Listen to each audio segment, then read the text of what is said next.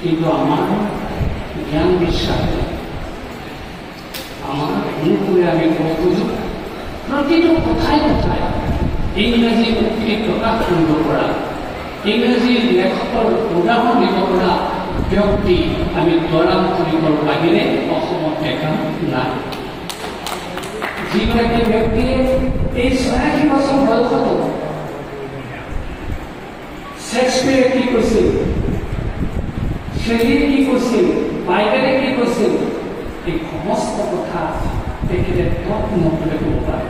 আমি আজি সেইকাৰণে ক'ব খোজোঁ আজি আমাৰ যিবিলাক লেপটপ ডেস্কটপ টেবলেট কম্পিউটাৰ আছে তাতোতকৈ উচ্চ সম্পন্ন এটা যদি কম্পিউটাৰ আছে স্মৃতি শক্তি থকা যদি কম্পিউটাৰ আছে দ্বাৰা মুখনিব লাগে।